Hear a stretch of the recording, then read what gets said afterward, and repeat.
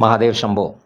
நட்சத்திர வரிசையில் அடுத்து பார்க்க போகிறது வந்து மகம் நட்சத்திரம். இந்த மகம் யாருடைய நட்சத்திரம் அப்படின்னு பார்த்தீங்கன்னா, கேதுவுடைய நட்சத்திரம். கேதுவனுடைய நட்சத்திரம் பேர் அஸ்வதி, மகம், மூலம். இந்த 3 நட்சத்திரங்களும் கேதுவுக்கு உண்டானது. கேதுனுடைய தசா ஆண்டுகள் அப்படிங்கிறது எத்தனை வருஷம் அப்படின்னா 7 வருஷம். இதனுடைய கணம் என்ன அப்படின்னு பார்த்தீங்கன்னா ராட்சச கணம். அப்படின்னா ராட்சச கணம் நார்மலி வந்து கொஞ்சம் போல்டாக இருப்பாங்கன்னு அர்த்தம். உடனே ராட்சசனாக இருப்பாங்க அப்படின்னு அர்த்தம் கிடையாது. ராட்சச கணம்னா கொஞ்சம் ஒரு எடுத்து அதிகாரம் செலுத்தக்கூடிய அளவில் அவங்களுடைய பேச்சுக்கள் இருக்கும்.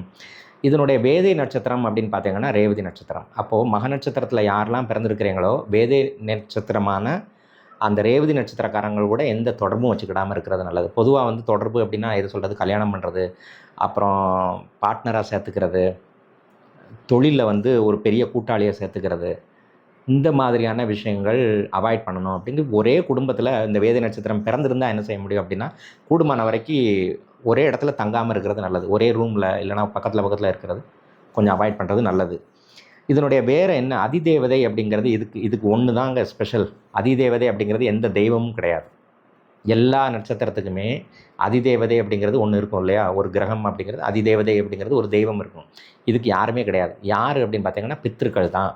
அப்போ மக நட்சத்திரத்தில் யாரெல்லாம் பிறந்திருக்கிறீங்களோ பித்திருக்களை முறையாக வழிபாடு செய்வதன் மூலம், தன்னுடைய முன்னோர்களை வழிபாடு செய்வதன் மூலம், அமாவாசை அன்று காகத்திற்கு சாப்பாடு வைப்பதன் மூலம், அமாவாசை அன்று மீன்களுக்கு பொறி போடுவதன் மூலம் இந்த பித்திருக்களுடைய அனுகிரகத்தை பரிபூர்ணமாக பெற முடியும். அப்படிங்கிறது மாற்றவே முடியாத விதி.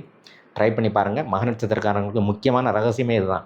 உங்களுக்கு ரொம்ப பொருளாதார சிக்கல் இருக்கா, மனரீதியான உளைச்சல் இருக்கா, சிம்பிளாக வந்து காக்காக்கு சாதம் வச்சுருங்க டெய்லி.